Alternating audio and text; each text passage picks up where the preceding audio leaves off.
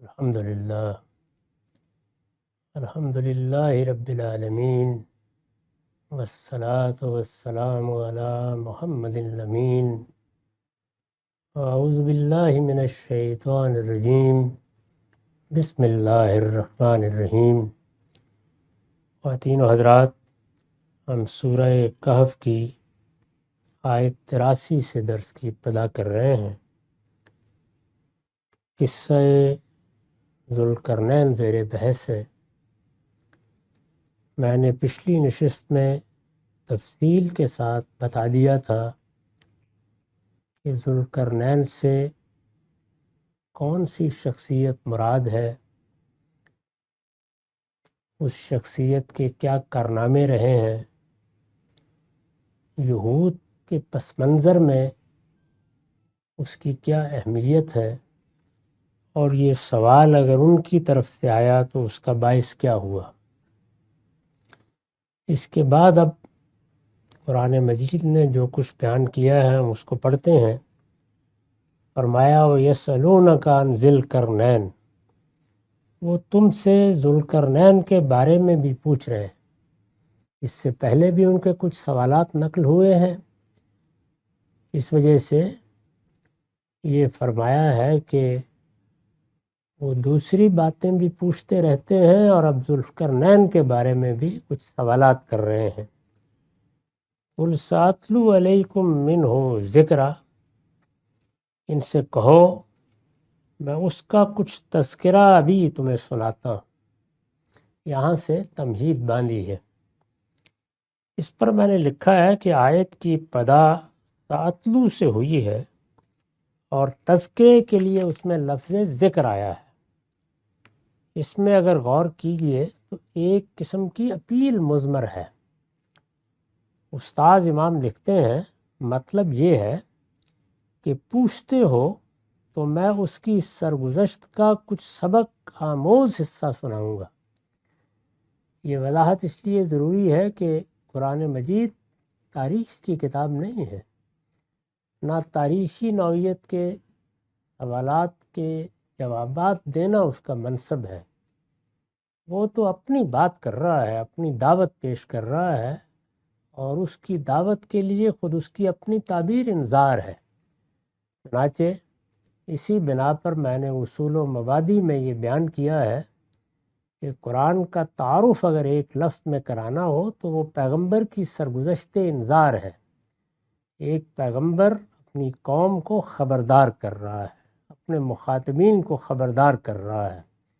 اس نے خبردار کرنے میں بات کہاں سے شروع کی، پھر وہ کہاں تک پہنچی، یہ سرگزشت قرآن کا موضوع ہے۔ اس کے لیے یہ ضروری ہے کہ ہر موقع پر وہی چیز پیش نظر رہے جس کو قرآن نے اپنا موضوع قرار دیا ہے۔ یہاں اسی کی وضاحت کے لیے لفظ ذکر استعمال کیا ہے، یعنی میں یہ واقعہ تو سناؤں گا، اللہ تعالیٰ نے فرمایا، لیکن یہ تمہارے لیے ایک یاد دہانی ہوگی۔ تمہیں اس سے کیا سبق ملنا چاہیے وہ اصل میں جاننے اور سمجھنے کی چیز ہے۔ قصے اور سرگزشتیں تو ہوتی رہتی ہیں۔ مطلب یہ ہے کہ پوچھتے ہو تو میں اس کی سرگزشت کا کچھ سبق آموز حصہ سناؤں گا۔ امید ہے گوشے دل سے سنو گے اور اس سے فائدہ اٹھاؤ، دل کے کان سے سنو گے، اور محض قصہ سننا کوئی چیز نہیں ہے۔ اس میں جو سبق مضمر ہے، جو یاد دہانی مضمر ہے، میں یہ چاہتا ہوں کہ تم اس سے فائدہ اٹھاؤ۔ لفظ ذکر میں یاد دہانی، تذکیر اور سبق آموزی کا جو مفہوم مضمر ہے وہ اہل نظر سے مخفی نہیں ہے۔ لفظ ذکر استعمال کر کے قرآن نے یاد دہانی، تذکیر اور سبق آموزی کے مفاہیم کی طرف اشارہ کیا ہے۔ یعنی یہ بتایا ہے کہ میں یہ قصہ قصے کے طور پر نہیں سنا رہا، ذرا توقف کرو اور غور کے ساتھ سنو، یہ تمہارے لیے ایک یاد دہانی ہوگی۔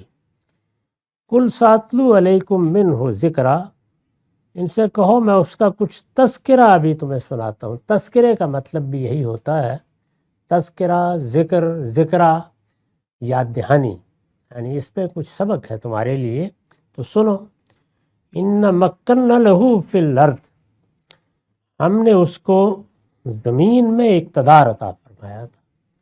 یہ پہلے ہی واضح کر دیا کہ وہ ایک بادشاہ تھا۔ اس دنیا میں ایک اقتدار تو وہ ہے جو نوع انسانی کو عطا ہوا ہے۔ یہ زمین اللہ تعالیٰ کی ہے۔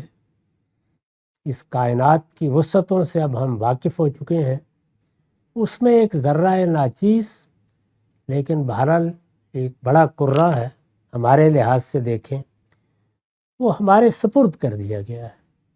انسانوں کو اس میں اقتدار دیا گیا ہے، وہ بادشاہ ہیں بحیثیت مجموعی، اب وہ جو جی چاہے اس میں کریں۔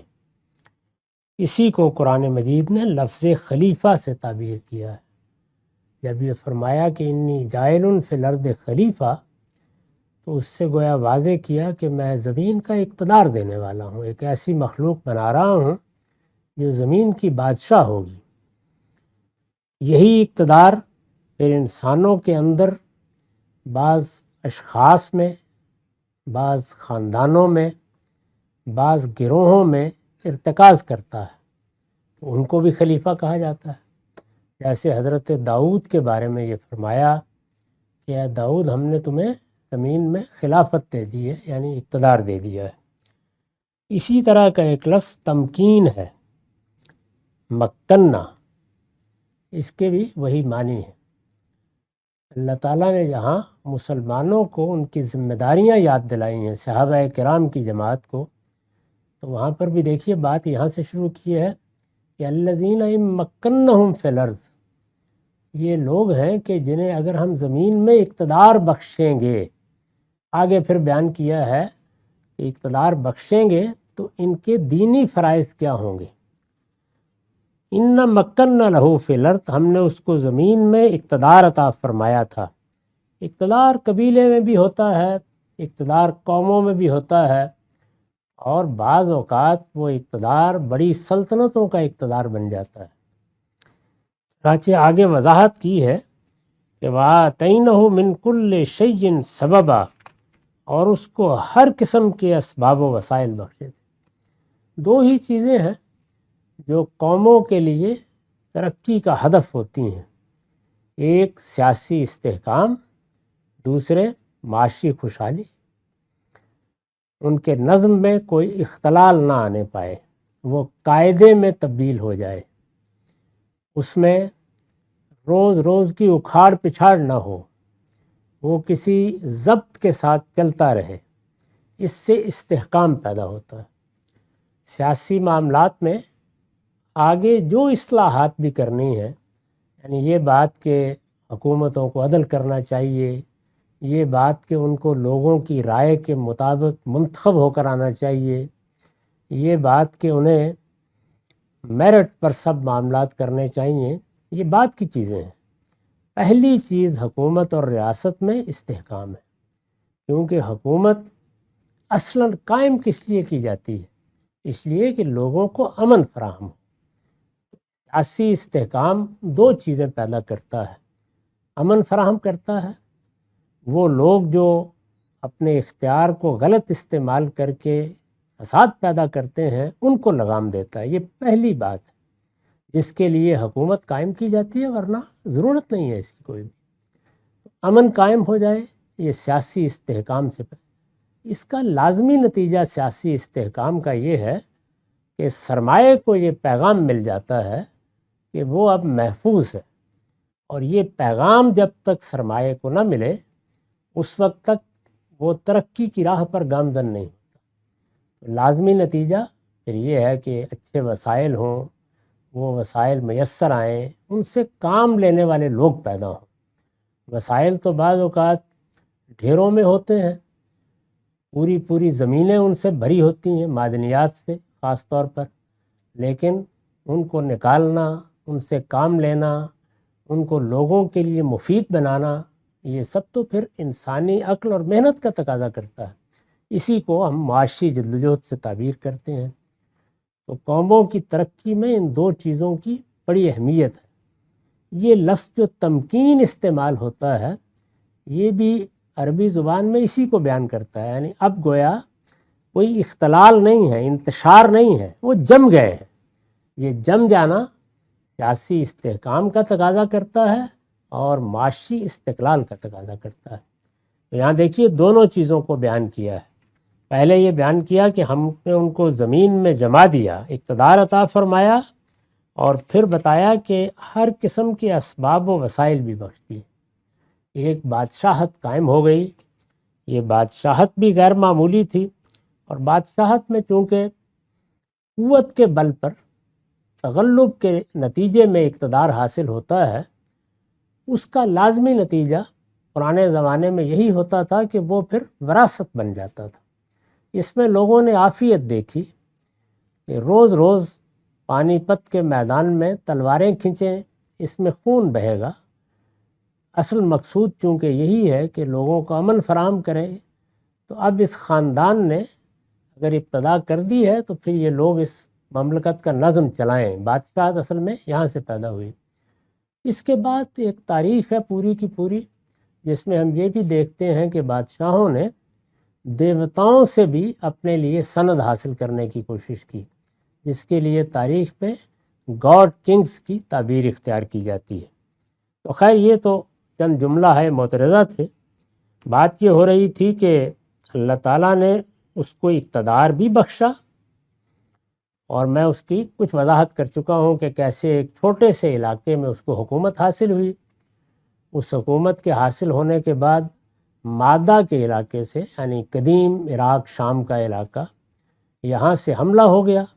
اس کے مقابلے میں وہ فتح یاب ہوئے، اور فتح یاب ہی نہیں ہوئے بلکہ پھر آہستہ آہستہ وہ سلطنت بڑھنا شروع ہوئی، اور اس وقت کی جو متمدن دنیا تھی وہ اس کے کناروں تک پہنچ گئی، ایک بڑی سلطنت قائم ہو گئی۔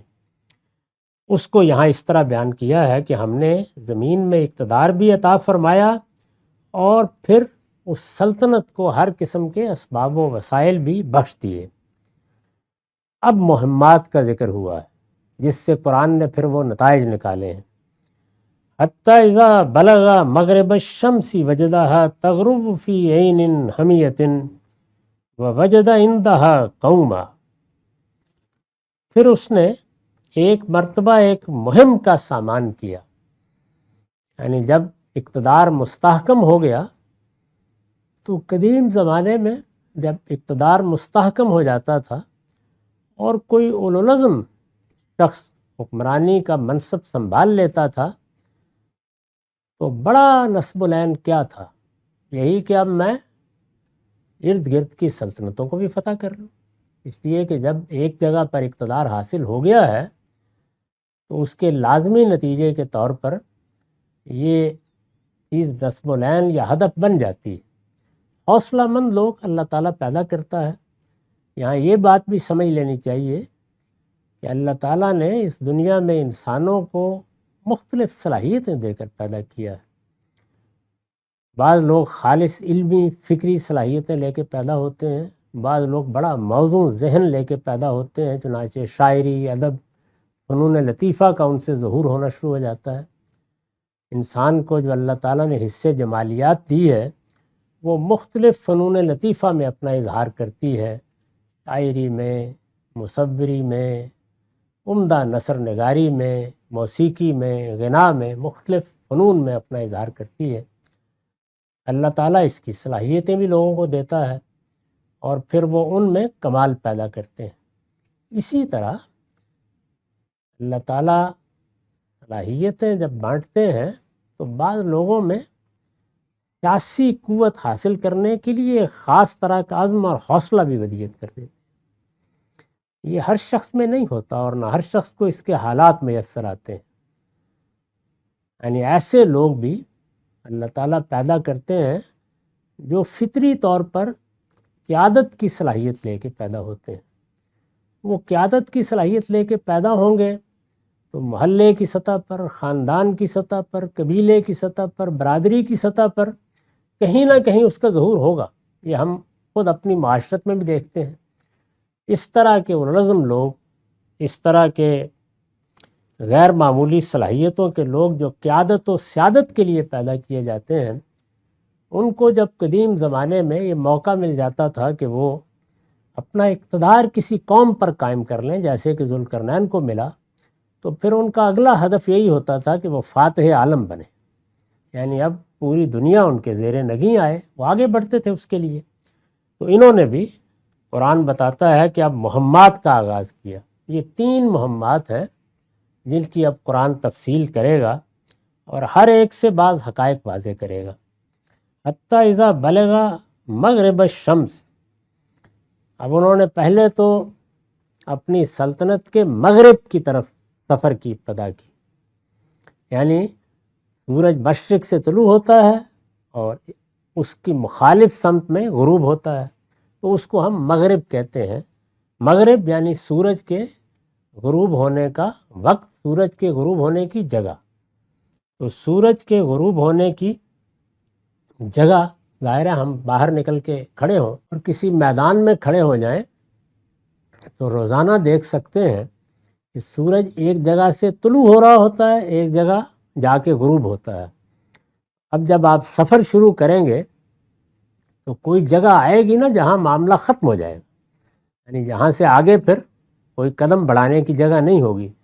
اس طرح کا معاملہ زمین کے کناروں پر تو آ نہیں سکتا، کیونکہ زمین ہم جانتے ہیں کہ گول ہے، جہاں سے چلتے رہیں وہیں واپس آ جائیں گے۔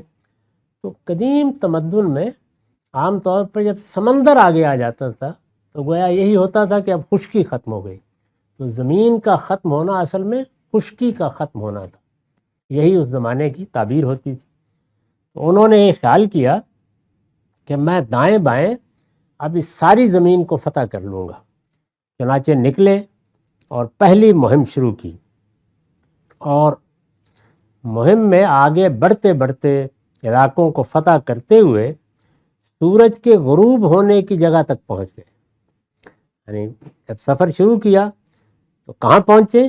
وجدہ تغرب فی عین حمیہ، سورج کو ایک سیاہ کیچڑ کے چشمے میں ڈوبتے ہوئے دیکھا۔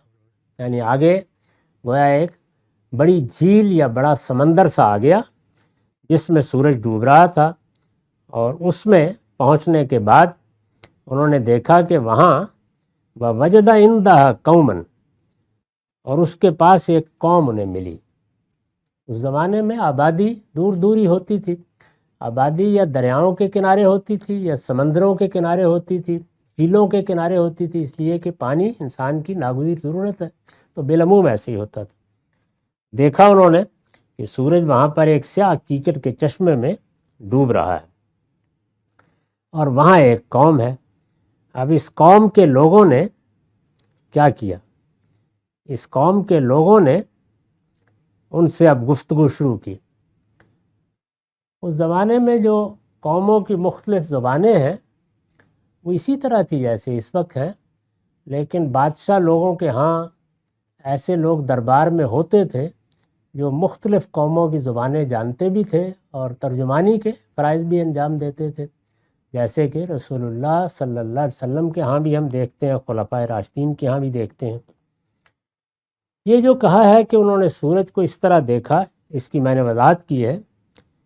اس سے واضح ہے کہ پچھلے جملے میں سورج کے ڈوبنے کی جگہ تک پہنچنا در حقیقت مغرب کی جانب خشکی کے آخری سرے تک پہنچنے کی تعبیر ہے، یعنی جو زمین میسر تھی اس کے آخر میں وہ پہنچ گئے، جس کے آگے سمندر تھا، اور جہاں غروب آفتاب کے وقت ایسا نظر آتا تھا گویا وہ کسی سیاہ کیچڑ کے چشمے میں ڈوب رہا ہے، یعنی بہت گہرا سمندر، اور سمندر بھی اس نوعیت کا نہیں جو شفاف پانی کا ہوتا ہے، بلکہ اس طرح نظر آ رہا تھا۔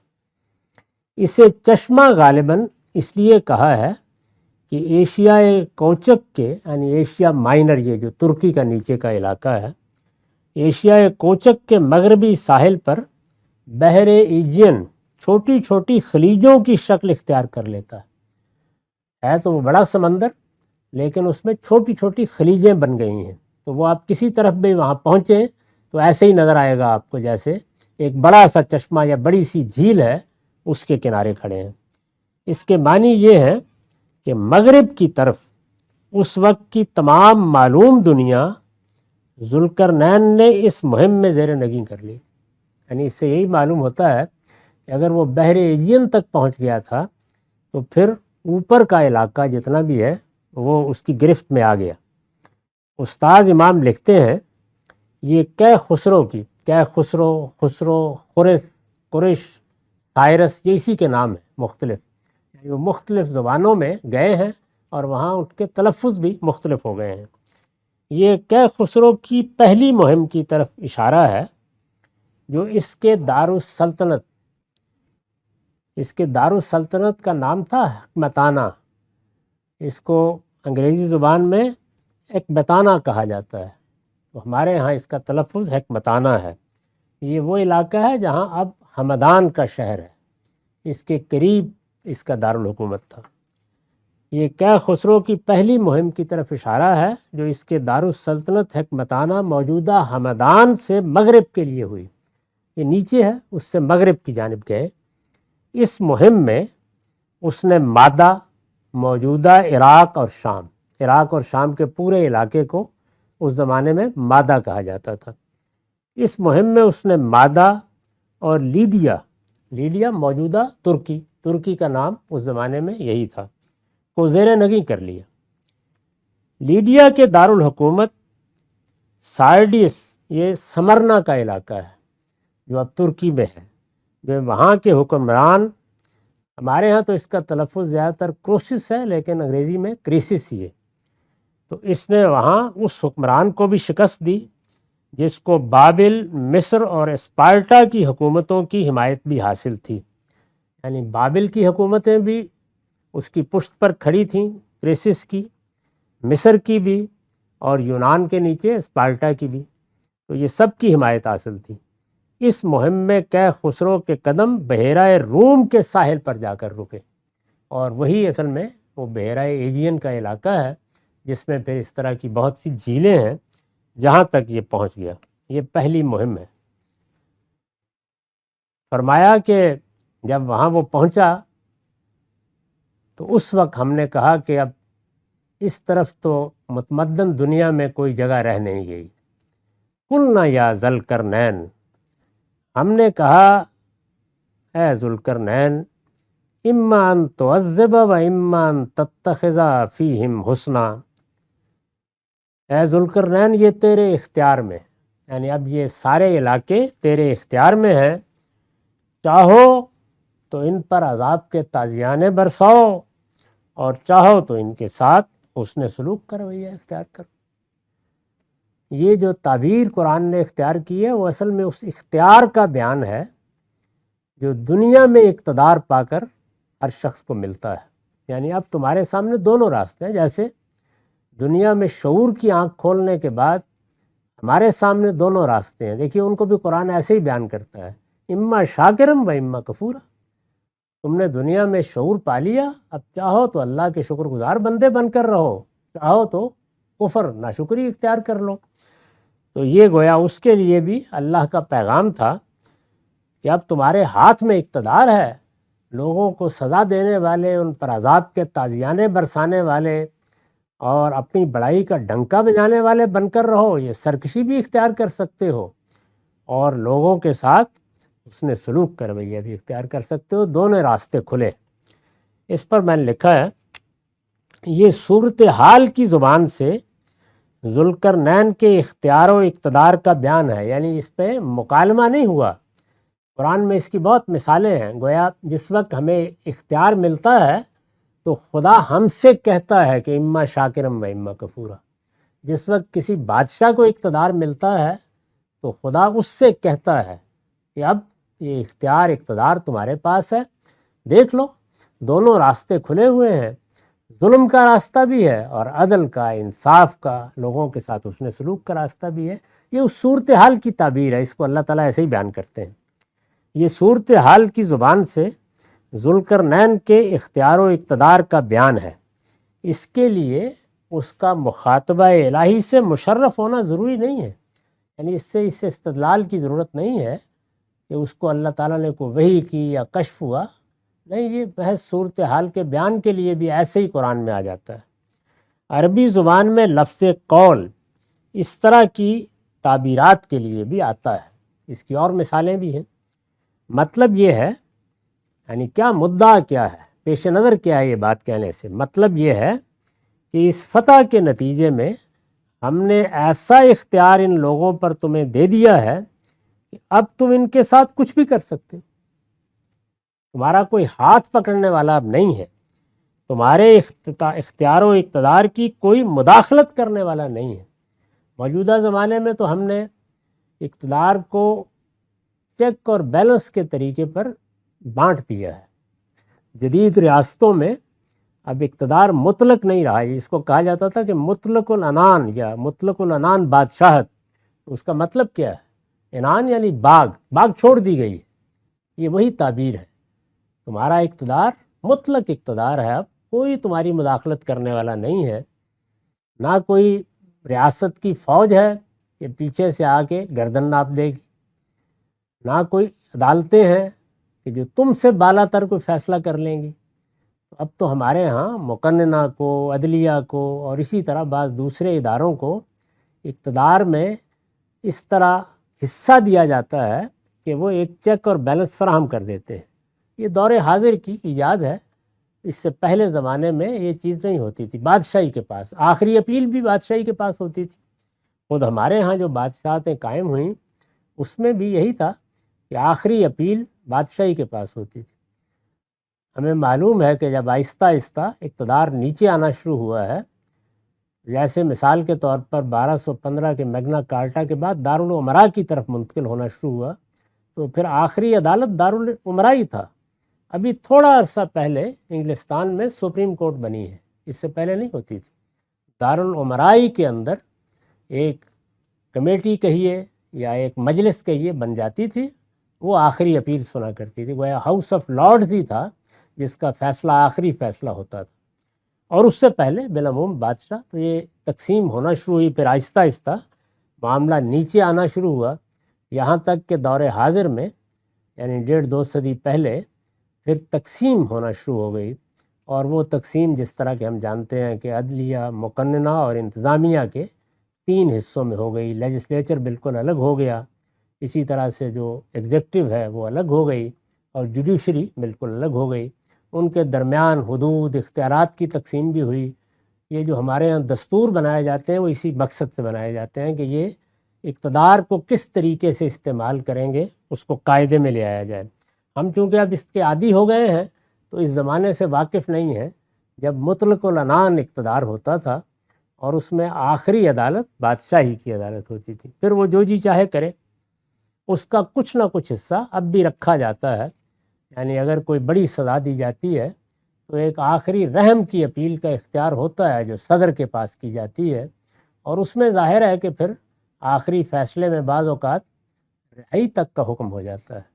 تو اس کی کچھ یادگار ابھی باقی ہے، لیکن بہرحال بہت کم یہ چیز رہ گئی۔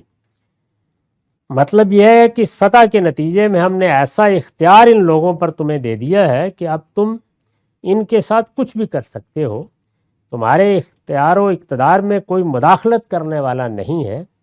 یہ اسی طرح کی تعبیر ہے جو سورہ صاد کی آیت 39 میں حضرت سلیمان علیہ السلام کے لیے امن او امسک بغیر حساب کے الفاظ میں آئی ہے۔ وہاں بالکل اسی مضمون کا جملہ حضرت سلیمان کے بارے میں ہے، چاہو تو اب لوگوں کے اوپر کرم فرماؤ، اور چاہو تو جو کچھ ہے کسی مداخلت کے بغیر، کسی احتساب کے بغیر کرتے چلے جاؤ۔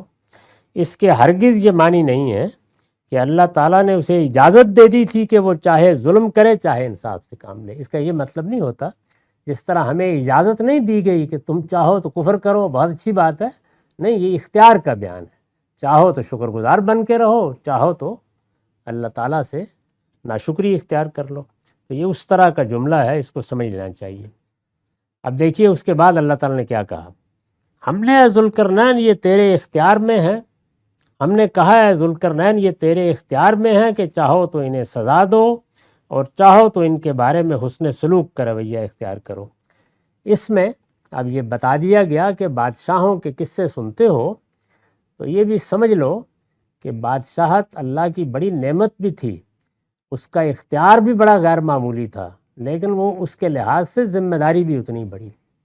یعنی اگر اس طرح کا اختیار ملا ہے تو پھر جیسے ہمیں ملا ہے اس کے کچھ نتائج ہیں۔ بادشاہوں کو جب یہ اقتدار ملتا تھا تو اس کے بھی کچھ نتائج تھے۔ اب دیکھیں ان نتائج کو بیان کیا، قَالَ أَمَّا مَنْ ظَلَمَ فَسَوْفَ نُعَذِّبُهُ ثُمَّ يُرَدُّ إِلَىٰ رَبِّهِ فَيُعَذِّبُهُ عَذَابًا نُكْرًا۔ اس نے کہا جو ان میں سے ظلم کرے گا، یعنی وہ ایک ایسا بادشاہ تھا کہ جو خدا ترس تھا، اللہ سے ڈرنے والا تھا۔ اس نے جب دیکھا کہ اب مجھے اس درجے کا اقتدار ملا ہے تو اس نے کہا کہ جو ان میں سے ظلم کرے گا ہم اس کو سزا دیں گے، یعنی عذاب کا تازیانہ برسے گا، لیکن ان پر جو ظالم ہوں گے، جو اللہ تعالیٰ کے حدود کی خلاف ورزی کرنے والے ہوں گے، اس کے برخلاف اور پھر جب ہم اس کو سزا دیں گے پھر اپنے پروردگار کی طرف لوٹایا جائے گا تو وہ بھی اس کو سخت سزا دے گا۔ وہ آخرت کو بھی ماننے والا بادشاہ تھا۔ اس نے کہا کہ نہیں، سزا تو ہم اسی کو دیں گے جو اللہ کے قانون کی خلاف ورزی کرے گا، دوسروں پر ظلم ڈھائے گا، اور پھر ہر ایک کو معلوم ہونا چاہیے کہ ایک سزا ہم دیں گے اور ایک سزا پھر قیامت میں اللہ کی طرف سے دی جائے گی۔ یہ قصہ ابھی جاری ہے، وقت ختم ہو گیا۔ اقول قولی ھذا واستغفر اللہ لی ولکم ولسائر